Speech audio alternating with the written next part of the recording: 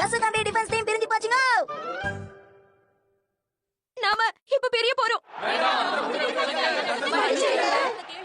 நாங்கெல்லாம் மறுபடியும் சாதாரண பொண்ணுங்களா எங்க வாழ்க்கைய ஆரம்பிக்க நினைக்கிறோம். நாம பிரிஞ்சு போனாலும் நம்ம என்னால இத தாங்கிக்கவே முடியல. உங்களுக்கு நன்றி. பர விஷயம் இல்ல.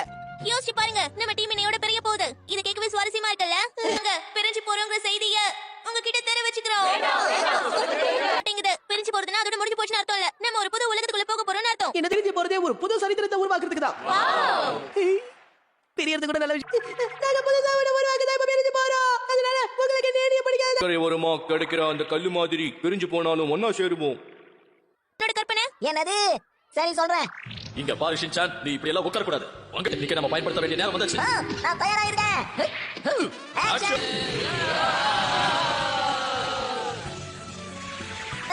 எப்படி சூப்பரா? நீ கரெக்ட்டா தப்பா புரிஞ்சிட்டு இருக்கன்னு தெரியுது.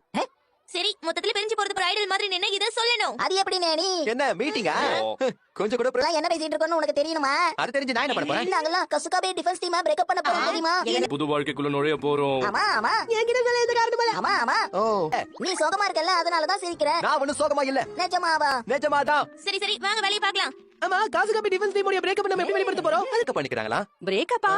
என்ன சொல்றீங்க? நாங்க இல்ல சின்சானோட ஃப்ரெண்ட். இத பாருங்க. என்னடா இதாண்டி பொறாமையில இப்படி பேசுறப்பா?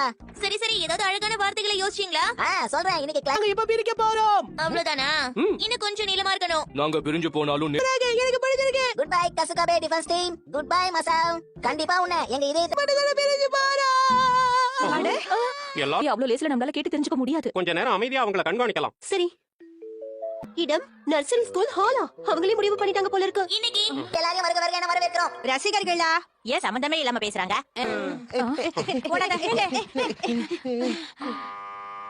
வா கசுகாபி நகரத்தை இவ்வளவு நாளா நாங்க பாதுகாத்துட்டு வந்தோம். மார்க்கெட்ல குப்பை சேராம பாத்துக்கிட்டோம். பாத்துக்கிட்டோம். கசமா வீட்ல யாரும் இல்லாத நேரத்துல நாங்க பெருசா கலாட்டா பண்ணோம். பேசு. அப்புறம் மீட்டிங் நடந்துச்சு. அதுவும் யோஷினாகா மேடம் வீட்ல. நாங்க ஒரு முடிவுக்கு வந்துட்டோம். வந்துட்டோம். ஒத்துமையா இருந்த கசுகாபி டிஃபென்ஸ் டீம் இன்னைக்கு நாங்க எல்லாரும் என்ன பெரியத பத்தி வேலை வச்சுட்டாங்களே. என்னது? காசுகாபே டிஃபென்ஸ் டீம்.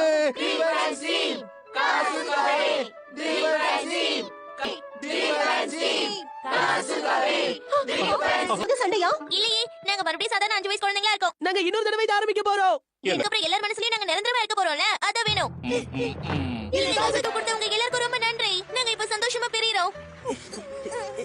இங்கதான் சிறந்த காசுகாபே டிஃபென்ஸ் டீம். உங்களை நான் என்னைக்குமே மறக்கவே மாட்டேன். இன்னைக்கு கசுகாபி டிஃபென்ஸ் டீமோட ரீஃபார்மேஷன் செரிமனி ஆரம்பிக்க போறோம்.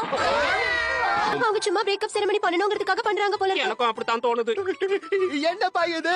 கடைசியில என்ன இப்படி பண்ணிட்டீங்களே.